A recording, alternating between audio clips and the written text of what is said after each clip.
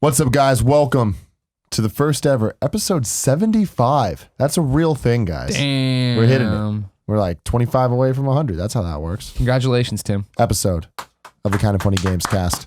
As always, I'm Tim Gettys, joined by the coolest dudes in video games, Colin Moriarty, and Greg the Builder Miller. Hey, that's me. Can you Master believe Builder this Greg Miller. 33-year-old man is single? Now, what I've done, ladies and gentlemen, is I've decided it's time He's to available, spruce ladies. up the Lego Dimensions portal. It's looked bare bones too long. So I bought this Lego superheroes. And you Batman opened it v like Superman. a Classic 5-year-old Greg boy unboxing would. fashion. Hey, you know what? I got to get inside to the cream. I don't care about the case. This is not okay, Greg. I'm okay with ripping it open. Now, I don't it's even ridiculous. physically understand how this happens. Some of the this was bought at VidCon down at downtown Disney. So some of the smush is from the bag. The bag had it smushed, and then it's got this little tearaway thing here. You pop in, you pull open. So imagine the box shouldn't normally look like this. Yes, I wouldn't have torn it up like this. I wouldn't have torn through it, but it just happened that way because the box is already weakened. Its outer structure had been weakened by my luggage, and it's tripped from VidCon to here. Yeah, but I mean, like that looks like something that Kevin would do, but not even. Like Kevin wouldn't even do that type of damage to the couldn't do DC stuff, yeah. Comics. His hands don't have the superheroes. growth. They don't have the pull. They don't have the power. They don't got Kevin's hands got some pull, Greg. Look at them. They're tiny. You put those hands in. Anyway, so what I'm doing is I bought this not to build the Batman v Superman playset that it comes with. Obviously but not. instead to get the bat signal and put it onto my portal. Got it. So now I'm building out that portion of the thing to put on How did you there. feel about the Lego Dimensions section at the Lego store? Piss poor. Really an embarrassment, honestly, that there wasn't more there. Same thing with the superhero section. There just wasn't enough. They have all these generic guys and all this generic Lego crap nobody wants. But where was all the superhero stuff? Where was all the Dimensions stuff? You know what I mean? Like they needed more for sure. I couldn't even get every Dimensions character. You should be able to get every Dimensions thing there. Period. We went to Target last night. Yeah. Me and Kevin. Sure. Kevin You guys and I. You guys go there a lot. We do. And we ventured through the toy section. Yeah. As we do. We ventured through the video game section, as we do. One of the moments I knew I was special to is when you brought me the Ninjago characters for Lego Dimension. Yeah. That meant a lot to me. And there was a whole bunch of that shit. There's new fun packs. There's Bane.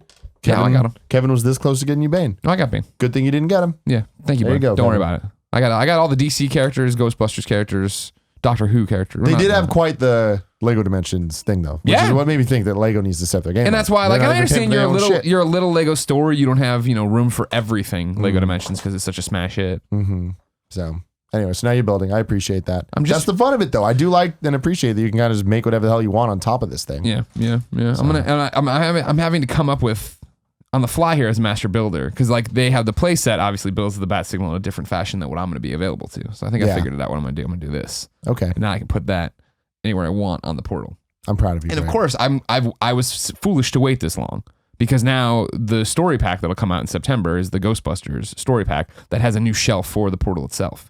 But will I like the movie enough to represent the new movie? No. Who knows? No, that's the prediction? The answer okay. is absolutely not. Okay, my ladies and apologies. gentlemen, this is the Kind of Funny Gamescast. Every week we get together to talk about video games and all the things that we love. You can get it early at patreon.com/kindoffunnygames. If you throw money our way, you'll get the goodies, as Greg likes to say. I do like to say that. If you want it for free, you can stay right here on youtube.com/kindoffunnygames and make sure you subscribe because YouTube decided to do this whole purge thing. Yeah, that Get rid fucked of a us. whole. We hit the 200K. We celebrated. Now we're back to 194. So let's get back to 200K so we can I think celebrate it's a good again. thing, the purge. The purge is a bad I thing. tweeted about that. It's a horrible Because why would thing. you, I mean, assuming it works, and it doesn't seem like it worked, because it seems like some people that like We're already, were really trying losing to their do stuff. subscriptions, or like why would you want fake numbers? I would Because- rather have the real amount of people that are actually watching us. But I was that they were eliminating people who, I'm more upset that people who wanted to stay subscribed got Right, booted. but I'm saying in theory, the purge. theory, sure. In the In purge theory, is it's a great fine, idea. but In at theory, the the same movie time- The Purge is a great idea. too. Yeah, exactly. They're on number 3. I know. That's crazy. But I think that the number, I'm just upset because more numbers just means more for everything. I'd love I to want see- the views to be accurate. I don't give a fuck about subscribers. Give us 10 million. I'd love Make to people see- think we're bigger than we are. That's I'd our love to whole see shtick. Twitter do the same thing. I tweeted that yesterday. I'd love to see Twitter erase all of the old accounts and inactive accounts and fake accounts and spam accounts to see what the numbers really are. There's little things you can do on Twitter to figure out like what your real count is. I don't know. I just think that it's because if the vanity numbers all go away, if everyone is hit, Yeah. so it doesn't matter. Then everyone loses their subscribers. Yeah. But it was funny to see those Funhouse idiots dip below or their million again. Dude, dorks. that sucks. They lost like 60K. They're dorks. They were lying. insane. Kovic did it on purpose. I've seen there were some channels that lost like 300,000 people. I heard PewDiePie lost like 600,000 or something. That's like insane. But again, those are not real. I mean, assuming that it worked. But I think YouTube tweeted out something saying that they don't know what was happening. Yeah, they did say we are aware of the problem. Yep. So it didn't seem like a real. They don't care. Yeah, such a weird thing. Nobody cares. Anyways, subscribe to us if you like us, because that would make me happy. Also, the other channel too. We only lost 1,000 over there, but still it's 1,000 people. That's chump change to Kind of Funny Prom. No, I like it. Kind of Funny Prom doesn't need anybody. It absolutely does. So, guys, I want to talk to you about video games. I'd love to talk about video games. Greg, we were at VidCon last week. We got these beautiful Lego Exactly. toys. These big, beautiful Legos. Big, beautiful kids. And we were on a panel about indie versus AAA. And Right. I thought it was a pretty good discussion. It was us. It was Boogie. Yeah. It was Ashley from CNET. Ashley Esqueva. I don't know how to pronounce her name. Escalada or Please. something like that. Yeah. Escalada? You've heard me try to Escalade. pronounce the last I think names. it's Esqueva. Okay. I'm gonna look it up. Anyway, Everybody, she's Colin's cool. looking it up. And then who else was on that panel? Oh, Lawrence from He was late, so from he doesn't Funhouse, count. but he was really I heard late. that's why they took away some of his subscribers, because he was so late. They're like, fuck you. Oh, you're right. Ashley Esqueda. Esqueda? ESQUEDA. Oh, I thought it was a V. Whatever. Good for her. She's great. So we talked about the whole thing of indie versus AAA. And Right. we've had this discussion on our show many times, but it was interesting kind of talking to guys that are a little bit more PC focused or Dork focused. Yeah. And they just obviously had different opinions about the whole thing. But it got me thinking about the idea of back in the day, there was a clearly defined AAA, AA, shovelware, licensed games, ecosystem of everything kind of fits into these little buckets. Sure. What is the 2016 market share? Like, how does that break down, and what are the categories that we can? I mean, I've talked about it at length on a million different shows and panels, but they all run together, right? And the fact that I think the middle has fallen away, but I do think it's making a comeback. But basically, the middle's fallen away, and that was always going to be your THQ, your licensed games, your Dora the Explorer, all these games that were just shoveled out there, and then also the games that you now see, as I'm saying, they're coming back. Deep Silver putting out for some reason, your Homefront: The Revolution, your Mighty Number 9, games that are not AAA and are not indie and are in this weird space in the middle where they're half baked. And it's weird. It's interesting to see the reaction of that middle tier coming back and what people think of it, because it has for so long been there's AAAs and there's indies, and that's what it's been. When you saw THQ fall with UDraw, when you saw a bunch of other mid-tier publishers like that start clamping down and not putting out stuff, and Capcom getting burned and not being able, not putting out their games that they thought were going to be AAA, you saw this middle section dry up, and that's where it's been. And that's why, like, when we got asked to be on that panel, and it was indie versus AAA fight, it was like, well, I don't think one exists without the other anymore. I think if there's no Uncharted 4, if there's no marquee title, if there's no tentpole title, indie games aren't enough to move units and consoles, and then we're just left with these PC dorks. And then in the flip flop of it, if indies fall away, are you reading about games every day if you're only getting 6 really great AAA titles a year spread out, delayed, all these other problems? Mm-hmm. It's this weird. That's the ecosystem right now. But you're starting to see all of a sudden people who have moved from being indie, like in indies, and that's the weird. I hate on that panel we talked about it, right? That I hate even having this argument or this conversation anymore, because what are we really defining as indie? Is it that you are an independent game studio, or is it that you are a small team making a game on your own and you're getting funding from PlayStation, or is it because it's that the whole thing where, like, well, Insomniac Games then is an independent game studio, right? But they're huge and they're awesome. They have a whole bunch of different partnerships, and how does that work and where does that go anymore? I mean, but when you look across the different forms of media, I think that is true as well. Like when you look at music, like with rap music, Drake was independent for a long time just because he didn't have a label representing him, but he had labels backing him, which was the difference. You look at us, we're independent, but in a lot of ways, it's like we get to kind of coerce with people that are very not independent. So it's like we're kind of in that same place. Like we would be the equivalent to any of those companies. Insom, no way. You don't think so? We're not cool as Insomniac yet, Ted. I like Bryce. Yacht Club Games. Fuck yeah. God damn it. I hate Nick. I hate like that he it. started this. I hate that Colin knows it annoys me. So let on that it was annoying. So we talk a lot of shit about PC gamers, but it's all in jest. And of course. In seriousness, the PC ecosystem is typically always well ahead of the curve. And they're ahead of the curve, obviously, in power. They're ahead of the curve in many ways in advancements in the way we play. Yeah, in the way we download and enjoy games like Steam. And so I think we can look to PC games for answers to both the things that Greg had mentioned. PC gamers, first of all, I mean, something we didn't mention, PC gamers have been well ahead of the curve in the digital revolution. No one buys their PC games in physically at all. I mean, that's just not a thing that happens. That went away forever ago, And it happened so quietly that console gamers didn't even notice. And so, like, while console gamers continue to cling on to the idea that they're going to be buying games in stores in 10 or 20 years and they're not, PC gamers already know that that's going to be the case forever because they've grappled onto that. So they were ahead of the curve there, right? Huh? They've been ahead of the curve in terms of the way we ingest games, in terms of, like, you know, PSN and Xbox, really Xbox Live was the thing on original Xbox, and then Xbox 360 really advanced it, and the way we have a marketplace and all those kinds of things. But it was really Steam that taught us about how we download games easily, about how we have easy discovery tools, how we have things like forums and help desk stuff tied into the system, how we have different pricing structures and tiers and flash sales, wish lists, all of those kinds of things. So they're ahead of the curve there. And I think they're ahead of the curve with the indie versus AAA thing because actually, like a majority of PC. We have to take a time out, everybody. Where were we? What's Sorry about that. So I had to go help our landlord with his computer. Okay. So I'm back. Yeah. Yes. So what I was saying was that the PC, to catch everything up, even though everyone just heard it, but I didn't, is that PC gaming has been well ahead of the curve, and I think they're now ahead of the curve in the indie space versus the AAA space. So the AAA space is well established on PC. It's been established in some form for 30 plus years on the PC space, more than anywhere else. And but I think that the exploration of price points that I was talking about on Steam, the accessibility of the games and the ease of buying games and the ease of developing these ecosystems in one unified kind of place, and I'm not talking about on a PC or a Mac, I'm talking about on Steam, has cultivated a place where there's a 99-cent game, there's a free game, there's a $5 game, there's a $10 game, there's a $20 game, $15 game, and these are all what we would classify as indie games. So I think that the PC has just been well ahead of the curve, and I think we're going to start seeing that and have been seeing that seep into the console space. And to Greg's point, I think that what's interesting is that publishers are starting to explore not the indie kind of, they're not indie by nature, but they're independent. They're exploring more independent pricing schemes. Sure. An example is Square Enix just released Adventures of Mana, surprise, on Vita. Been playing it. It's fun. It's a little vanilla, but it's fun. And they're charging like $12 for it. Mm-hmm.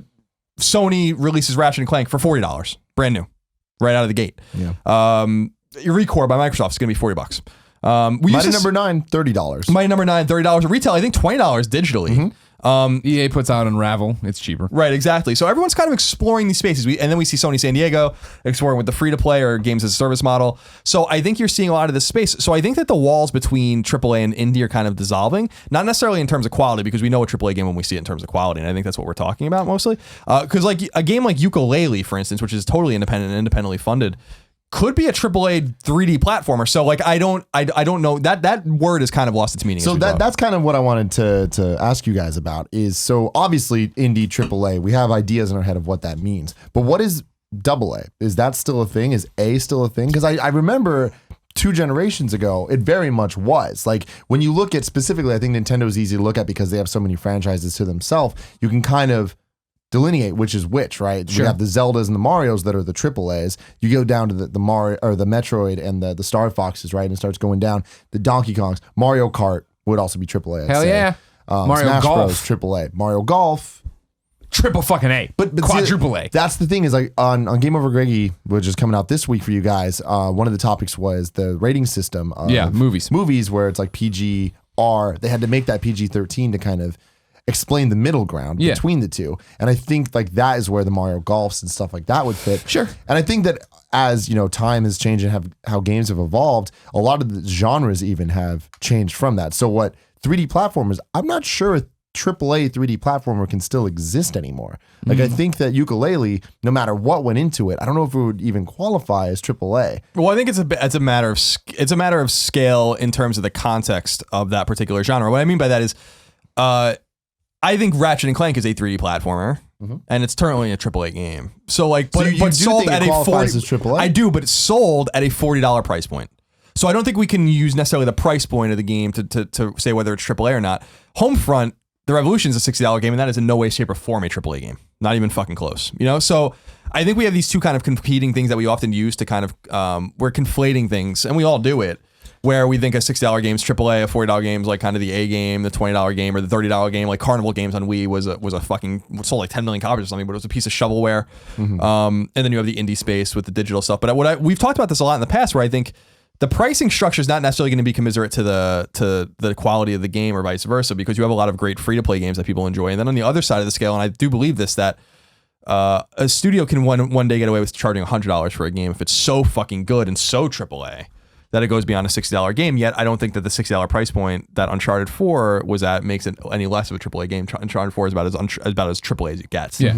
So I think it's more complicated than that. The good news though is that I think that, to my point about kind of commenting about the PC space and the kind of forward-looking nature of the PC space, is that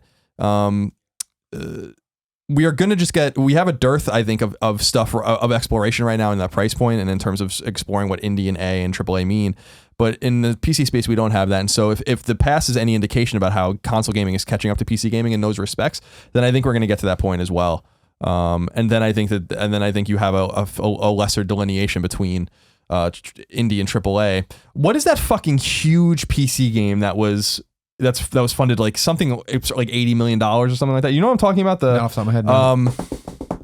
Like it's like I wish I can remember what his name is. Star Citizen? So yeah, something like that. Like some game that's like that made by an independent studio with no publisher per se. I think it might be Star Citizen. But is made for AAA budgets. There are massive AAA games we love that were made for not even remotely that budget. But that's an independent game. So I guess that's kind of what I was thinking about. Is it how much the funding goes into it, like into the actual game? Is it the fact of how flagship it is for the company making it? A game like Mario Maker, not that much money necessarily need to be putting in to make that game, but that was the Nintendo's flagship title that year. So does that make it AAA? It's obviously not indie. You know, we know that, but like, where does that fall then? Is that where the A goes in? Is AA even still a thing? I think that, and I don't know if Greg agrees. I'm listening. But I think that, did you find the Kickstarter? I'm trying. Star Citizen brought in $2.1 million. That's not what I'm thinking of then. Okay. I think people, like, there's constant rounds of funding. Like GameSpot kept writing about it every time it would reach like a new $1 million milestone. They wrote about it like every week. Some PC game? Okay. Yeah, it was a PC. I don't remember what it was. I'm sure people out there know, and they're probably going to fucking talk about it in the comments, and that's great because I don't know what it is. But I know you guys know what I'm talking about. It might not be 80 million, it might be 40 million or something, but some extraordinary amount of money that these guys continue to collect as they create this game. I think, per your point, I don't know if Greg agrees, is that you can't, like, Rocket League was made for $2 million, which is nothing to make a game for, and has made 60 times its amount spent in profit, or I guess gross revenue, not necessarily profit. And I feel like Rocket League is a AAA game. You know, like, it was made by a small studio on the side, and it's easy to understand and it's bite-sized, but it's not what we would also look at as an indie game, because it has such a huge reach and so much popularity that I think things start to get blurred, where you're like, it's because of, in other words, you have to judge it based on like a bunch of criteria as opposed to just one. If you looked at Rocket League and like, it was made for $2 million on the side by an independent studio that does contract work for other people, which is what they usually did at Psyonix, then you say, yeah, it's an independent game. In that respect, it is. Its popularity is in no way, shape, or form independent. That's like when a musician or a band, an indie rock band, becomes a huge band. Well, you're not independent anymore. You know, but you are independent if you don't have a label. Yeah. By definition. But if you have a platinum record, don't know how independent you are anymore, because that's not what we mean when we say independent. What we mean by that in the music scene is it's indie. We know what you and I know what indie music is. Yeah. So I think what I'm saying is that I don't think that there are a lot of definitions. That's the problem. Is I think honestly, I don't look at Rocket League and say it's a AAA game, but in the same breath, yeah, you're right, it's an indie game, and I'd never really bring them up. It's the fact that we're trying to turn around and use the ancient terminology, and I say ancient meaning that, 9 years ago when I started at IGN, I remember the E3 meetings where we went in there and Dunham had a spreadsheet, and we went through all the games and we labeled them AAA, AA, A, B, C, so you knew the importance of them and where they fell. And I don't know if we're trying to apply that now in a world that doesn't matter in the same way. When you say this is a great indie game, you mean this is a great game made by a very small studio usually. You know what I mean? And that's why it gets so weird when people are like, yeah, indie games like No Man's Sky, and it's like, well, it's kind of, sort of, PlayStation's helping. Indie games like this thing that is being kickstarted that's being supported by PlayStation, or this indie game that's only being published on Xbox. It's like, well, then they're second party, and then how does that? There's no it's all murky now. Everything's mixed in there. You don't say, man, Ratchet and Clank was a great indie game because it was made by an indie studio. No, and Sony owns the IP and Yeah, I mean, well, going back to what I was saying, I think Ratchet and Clank would be the solid A title in 2016, what that actually means, where it's like it has the polish of a AAA game, but the scope isn't there. I think that's kind of the big thing. Where that makes sense, yeah. Using the word indie, you're right. It's like there's the actual definition of it, but then there's how people use it. And we, specifically when it comes to indie games now, like that thing is, you can use that in 10 different ways, but does it feel like an indie game? Is it an indie game? Those are different questions, you know? Yeah. Like thinking back again to the other eras when Nintendo would charge $40 for a first party game, $50 for third party, you know, on Game Boy Advance, it would be $30 for their games and $40 for the other ones. And the price points almost didn't matter because when F-Zero came out, F-Zero was not a AAA game. It had the polish, it had all the other things of it, but no one expected that game to sell super well. It didn't, but people love it. And it still kind of fit that groove where now we just don't even have that. Star Fox Zero is the closest thing, and it doesn't have the polish that the other things do. And that's because games are costing way more money now to make. Yeah. I think there's a lot of complicating issues about, you know, in when you look at it historically about trying to talk about pricing in the cartridge era, because pricing, for instance, in the cartridge era, as you know, was based on the size of the chip. So you get NES games for $30 or $40 and you get NES games for $60 or $70. It got more pronounced on Genesis and Super Nintendo when you had games for $40 and you had games for $100. And which is why I always say games are so much cheaper than they were when we were kids, because they are. And then not when I was a kid though. I think that's the difference. Is once we got into the GameCube era, like the games were cheaper. They're way cheaper than they are. Well, now. they were $50. I mean, a AAA GameCube, right? But even a $40 game in 2002 is cheaper than a $60 game today, based on inflation. So that's the whole argument. But there's complications like about pricing at retail, and why retail I think holds the whole structure back is also because GameStop, for instance, I don't know the exact numbers, but GameStop's margin is really low on new games. They probably pay something like $47 or something like $49 for every game. So they're charging $60 for it, but they also have to pay their vendors and all these kinds of things. So they're making like a very sliver of money. It reminds me of it's a weird comparison, but there's a great book I like called The Great A&P, which is about the history of the supermarket. And they talk about like how these companies exist on like razor thin margins. And so there's no, like supermarkets exist on something like 4% margin, which is insane. Like, so there's no room for error. So like they'll buy a roll of toilet paper for 50 cents and charge you 55 cents for it. Like they're making like just little rips of money and they want to do volume. The game, I think at retail, they're held back because of these kind of Byzantine, what seem like Byzantine rules, in terms of what you're paying for the game up front and then what you can charge for it on the back end. So there's less movement there because I don't think there can be. And I would not be surprised if retail games they were going to start charging, as they already do in Canada, although money's different, $70 for a retail game.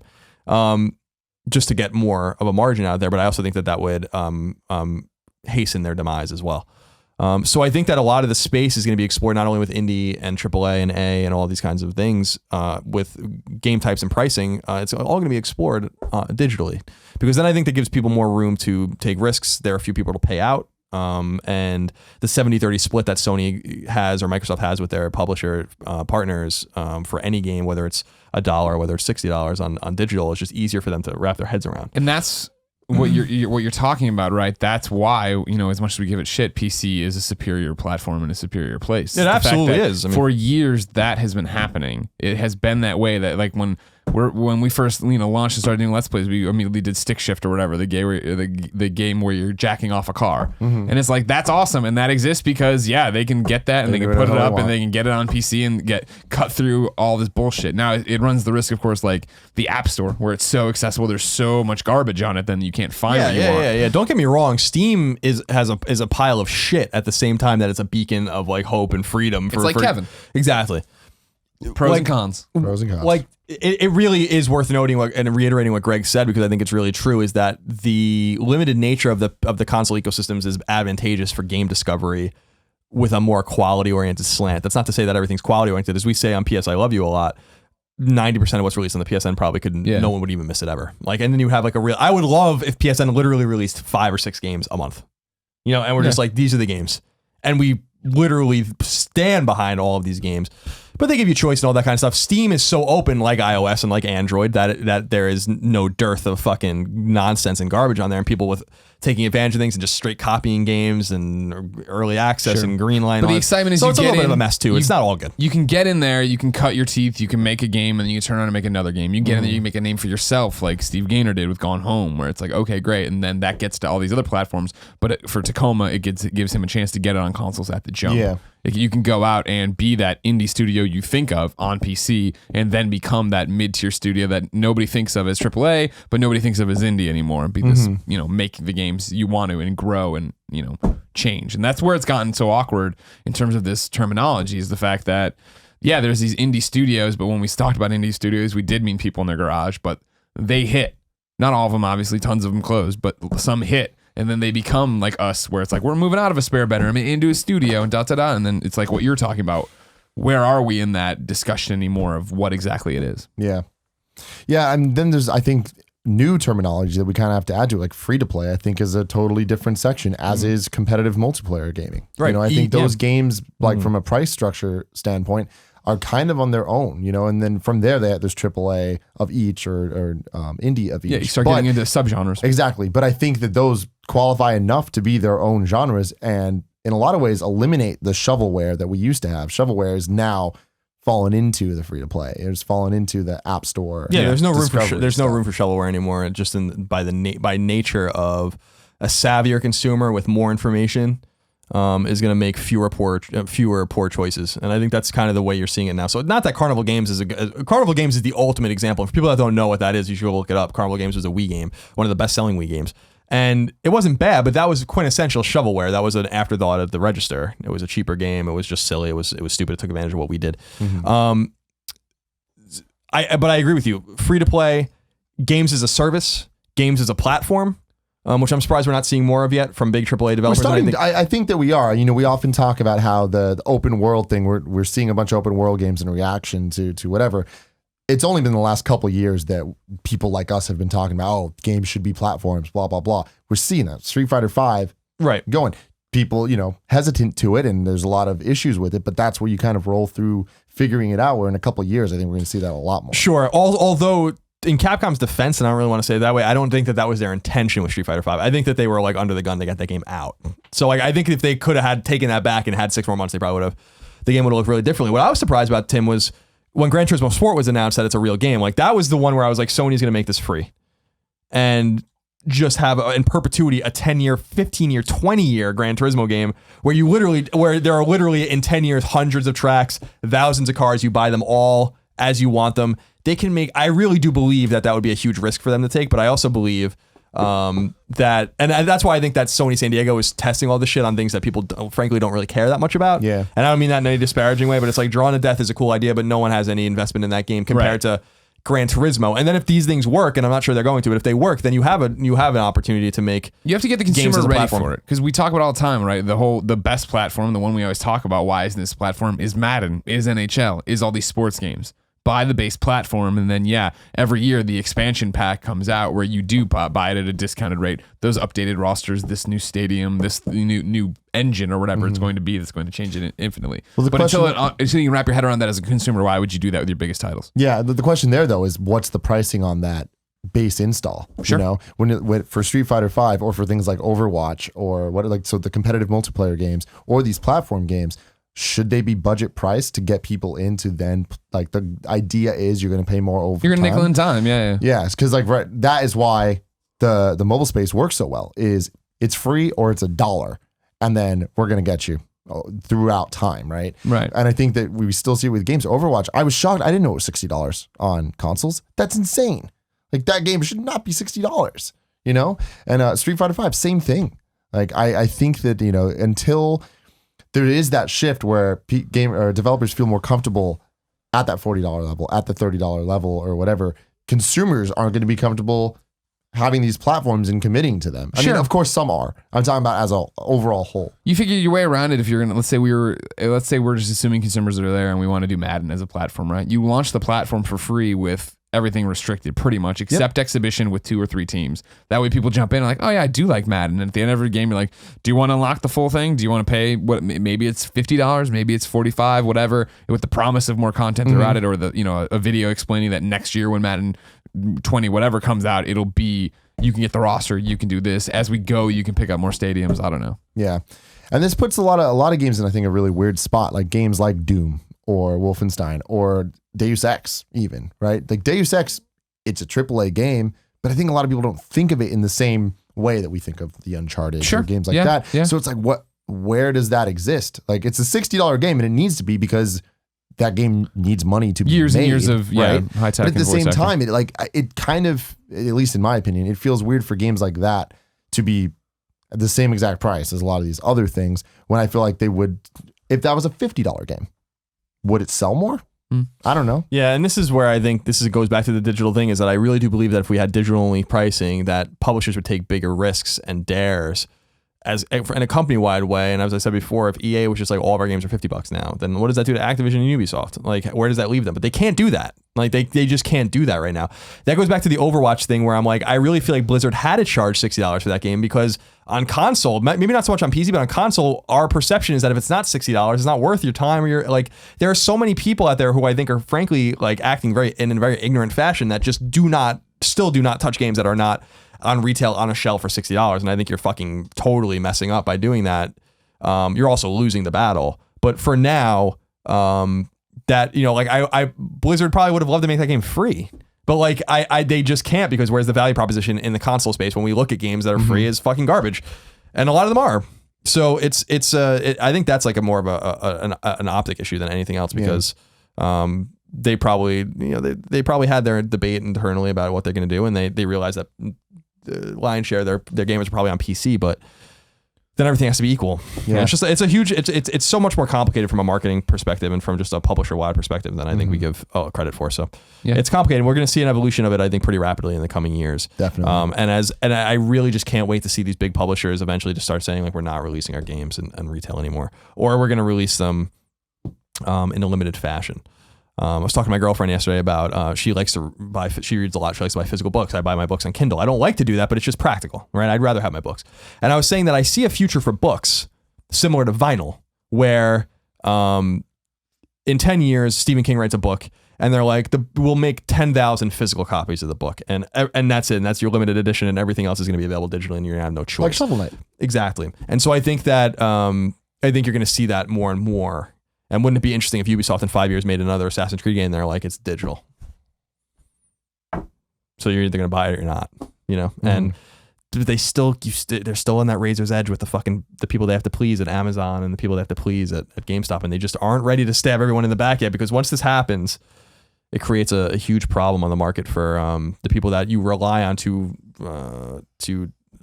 get your consoles and your other products out there. Sure, get the system on the We've shelves. seen it, like everybody's doing that with smaller titles, little by little by little. And I think, down the road. Yeah, ramp it up from when EA ramps it up from Unravel to Battlefield, Battlefront 3, digital only, something like that. The publishers are going to fucking love to do this, because they cut out everyone. They don't have to manufacture shit anymore. No. They don't have to put it on trucks and send it to fucking stores and have all this semantics and their sales teams just dealing with this shit. They don't have to do it anymore. Like, they can cut their staffs down. I mean, I'm not saying that that's great, or people are going to lose their jobs probably, but they have a fiduciary obligation to their investors, and they're going to make more money and they're going to spend less money. So we'll see what happens.